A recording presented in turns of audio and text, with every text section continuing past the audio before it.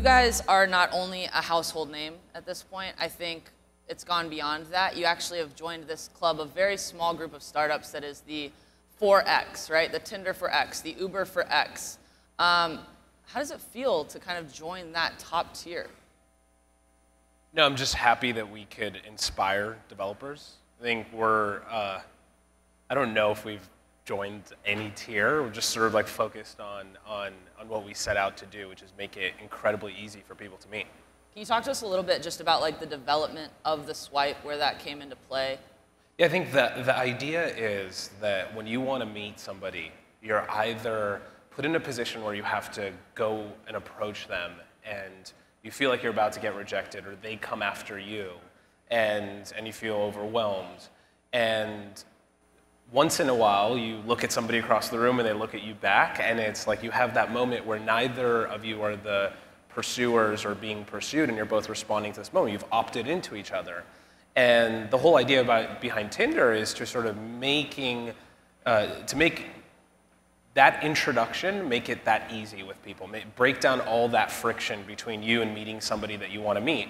The swipe is integral to that because our goal, as you know, when it comes to sort of inputting, you know, if you look at our recommendation engine, there's our ability to algorithmically suggest stuff to you, which is one route of innovation, and then our ability to get feedback from the user very quickly, which is sort of the other piece of information or the other route of innovation. And the swipe allows us to capture feedback almost as fast as you're thinking it. You just settled a lawsuit with your early employee, Whitney Wolf. Yes. Or at least that was just announced. If you could go back, what would you do differently?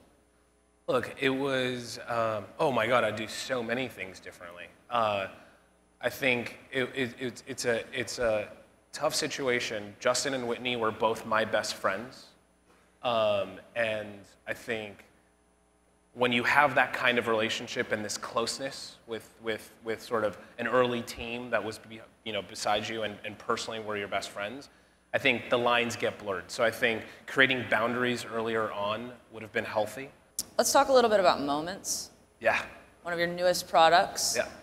Just how is it going? I mean, are you So seeing well. a lot of engagement? So well. Can you give us some numbers or anything that actually proves that? Or I can't.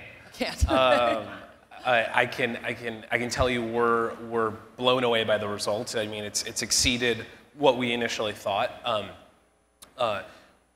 Tinder right now, we do about 1.2 billion swipes every single day, and we create over 13 million matches a day. And what Moments has done, which is phenomenal, is we've created over 3 billion total matches to date. But creating the match wasn't enough. We wanted to help our users deepen those bonds and start conversations and be more open and more engaged.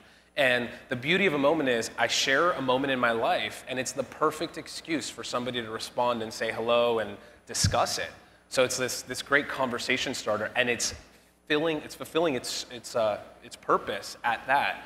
And what we've seen is a massive increase in conversations and sort of what we call post-match engagement. How's Tinder going to make money?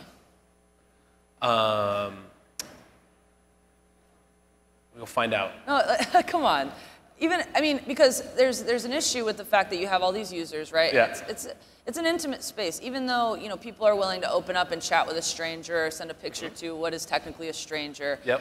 It's still, to me, it's a more intimate app on my phone. When we look at approaching revenue, I think one of our sort of prerequisites is this something, if we're going to charge for something or put something in the ecosystem that makes us money, is this something that we would do?